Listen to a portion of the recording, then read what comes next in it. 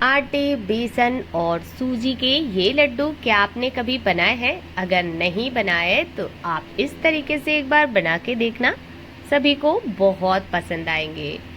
तो hello everyone, welcome back to my channel Guni की रसोई। देर ना करते हुए रेसिपी स्टार्ट करते हैं। इसे बनाने के लिए मैंने लिए हैं कुछ ड्राई फ्रूट्स, जिसमें कि मैंने मखाने, बादाम, काजू, सूखा नारियल, अखरोट, ये सब मैंने इस्तेमाल किए हैं। आप अपने हिसाब से कम ज़्यादा जितना डालना चाहते हैं, या फिर बिना ड्राई फ्रूट्स के अगर बनाना चाहते हैं तो भी आप इसे बना सकते हैं। इस रेसिपी की खास बात ये है कि इसमें ना बहुत ज़्यादा घी का भी नहीं इस्तेमाल होगा। बहुत कम घी में ये बन के तैयार होते हैं और खाने में, स्वाद में आपको कोई कंप्रोमाइज़ नहीं करना पड़ेगा। बहुत ही ज़्यादा टेस्टी बनेंगे। तो ड्राई फ्रूट्स मैंने सारे एक साथ ले लिए हैं और इनको एकदम लो फ्लेम पे इसी तरीके से बिना घी के हमें भून लेना है।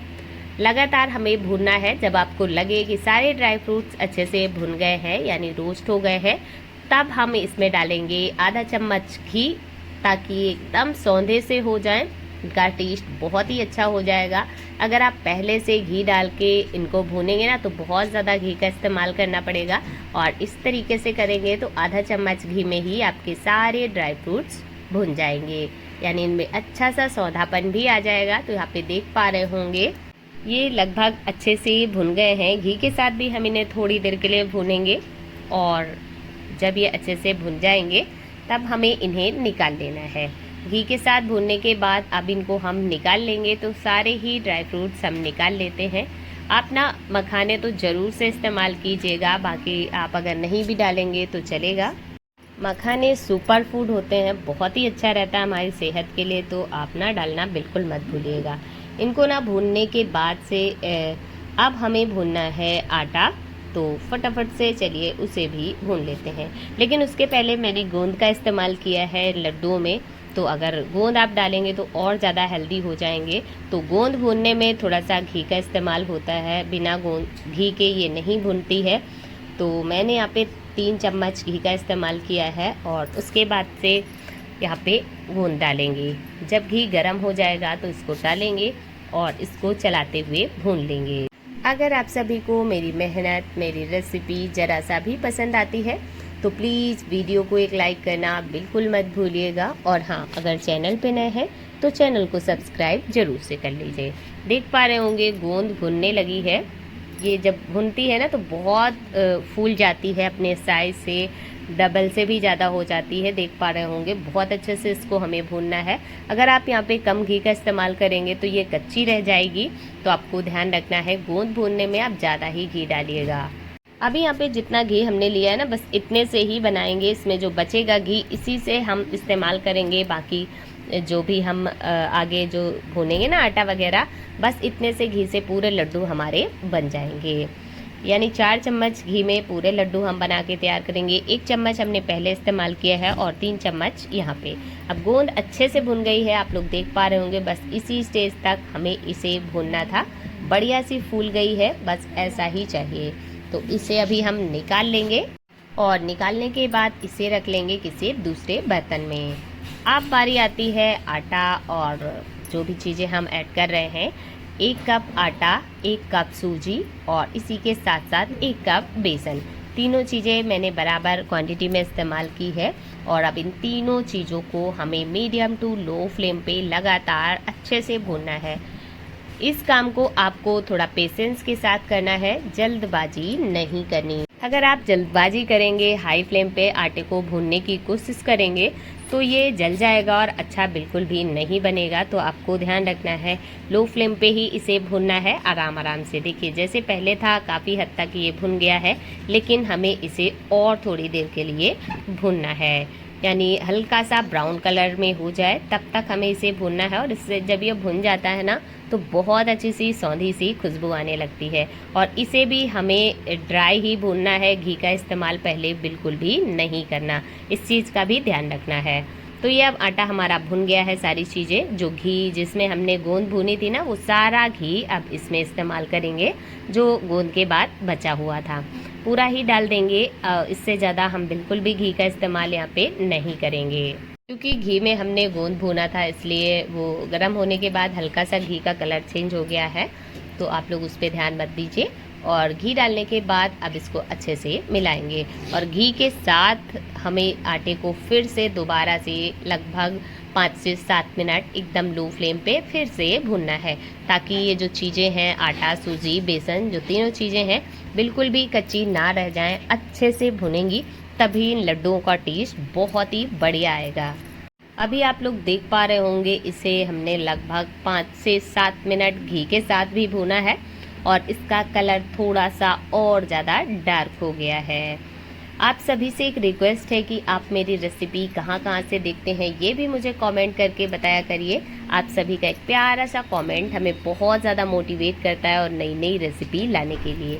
तो आटे को हमने उतार लिया है, क्योंकि अच्छे से वो भुन गया है। उसे निकाल लेंगे किसी दूसरे बर्तन में, या फिर आप कढ़ाई में ही अगर रखे रहें आटे को, तो बीच बीच में चलाते जाइएगा, क्योंकि गरम कढ़ाई में रहता है तो फिर वो जल सकता है। इधर से हमने लगभग 2.5 कप चीनी इस्तेमाल की है, क्योंकि 3 कप आटा इस्तेमाल किया था ना। 3 कप था, 1 कप आटा, 1 कप सूजी और 1 कप बेसन, तो 3 कप था। तो टोटल 3 कप में हमने 2.5 कप चीनी इस्तेमाल की है। अगर आप बहुत ज़्यादा मीठा खाते हैं तो 3 कप भी इस्तेमाल कर सकते हैं। अब हमें इसमें डालना है चीनी। तो 2.5 कप चीनी में 1 कप हम पानी का इस्तेमाल करेंगे, तो टोटल 1 कप पानी का इस्तेमाल करना है। मैं आप लोगों को एक एक स्टेप इसलिए बता रही हूँ, ताकि आप लोग भी अगर हमारा वीडियो देख के कोई रेसिपी बनाए, तो आपकी भी रेसिपी बिल्कुल परफेक्ट बन के तैयार हो, आपका सामान, आपकी मेहनत बिल्कुल भी वेस्ट ना आ जाए। तो इधर से हम चाशनी को पकने के लिए छोड़ दिए हैं, लो फ्लेम अभी रखे हैं। इसमें हम डालेंगे इलायची। तो फ्रेश इलायची आप चाहें तो 3 से 4 डाल सकते हैं कूट के, या फिर अगर आपके पास इलायची पाउडर है तो आप उसका इस्तेमाल भी यहाँ पे कर सकते हैं। तो मैंने फ्रेश इलायची इस्तेमाल की है। इस तरीके से कूट के तुरंत ही डालेंगे तो ज़्यादा अच्छा टेस्ट आएगा। इलायची डालने के बाद इसको अच्छे से हम मिला देंगे चाशनी को, और इसको तब तक पकाना है जब तक ये चीनी ना अच्छे से मेल्ट ना हो जाए। इधर से चीनी घुल रही है, यानी चाशनी हमारी पक रही है। तब तक हम इधर से आगे की तैयारी कर लेते हैं। जो हमने ड्राई फ्रूट्स भून के रखे थे ना, उनको हमें क्रश करना है, यानी इनको हमें पीसना नहीं है।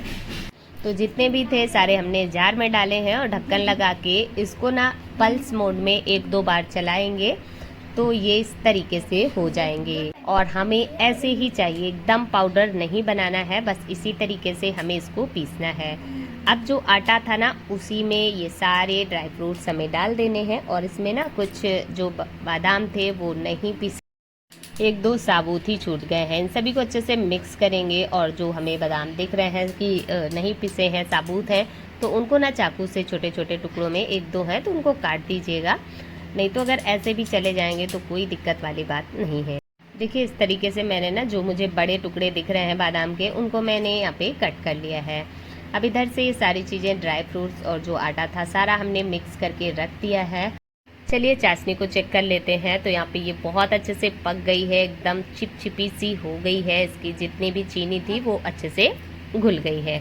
तो बस ऐसी ही हमें चाहिए। ये देखिए, बस इसी तरीके से हमें चाशनी चाहिए। तुरंत गैस की फ्लेम बंद करेंगे, और ये जितनी भी चाशनी है इसी तरीके से गरम गरम ही हमें इसमें डाल देना है। अगर आप लोगों को हेल्दी टेस्टी रेसिपी चाहिए तो मेरे चैनल पे जाके देख सकते हैं। मैं डेली इसी तरीके की नई नई रेसिपी लाती रहती हूँ। सारी चाशनी हमें डाल देना है। आपको पहले लग सकता है कि ये थोड़ा सा गीला हो जाएगा, लेकिन ऐसा बिल्कुल भी नहीं, क्योंकि हमने सूजी का इस्तेमाल किया है।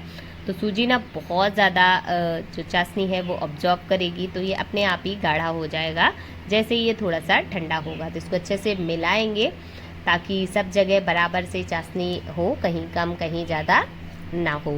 तो अभी बढ़िया से हमने इसको मिला लिया है। और पता है ये अभी बहुत ज़्यादा गर्म है, क्योंकि हमने एकदम गर्म चाशनी यहाँ पे इस्तेमाल की है। तो इसको हमें थोड़ी देर के लिए छोड़ना पड़ेगा। ऐसे हम बिल्कुल भी नहीं बना पाएंगे तुरंत ही गरम में। अभी ये थोड़ा सा गीला भी लग रहा है, तो बस इसको 10 मिनट के लिए ऐसे छोड़ दीजिए। तो जो सूजी है वो भी फूल जाएगी और ये थोड़ा सा गाढ़ा भी हो जाएगा। देखिए अब बिल्कुल ये परफेक्ट है लड्डू बनने के लिए। तो अभी थोड़ा थोड़ा पोर्शन इससे हम लेते जाएंगे और अपने मनपसंद शेप के छोटे बड़े जैसे भी आपको लड्डू पसंद है ना, आप अपने हिसाब से बना सकते हैं। देख पा रहे होंगे एक लड्डू हमारा बन के तैयार है और बहुत ही टेस्टी है, साथ ही साथ हेल्दी भी बहुत है। तो आप लोगों ने अगर नहीं ट्राई किया है ये वाले लड्डू तो एक बार बना के देखिएगा, सभी को बहुत पसंद आएंगे। आई होप आप सभी को आज की मेरी ये रेसिपी पसंद आई होगी। अगर पसंद आई हो तो प्लीज़ वीडियो को एक लाइक करना बिल्कुल मत भूलिएगा। अगर चैनल पे नए हैं तो सब्सक्राइब जरूर से कर लीजिएगा।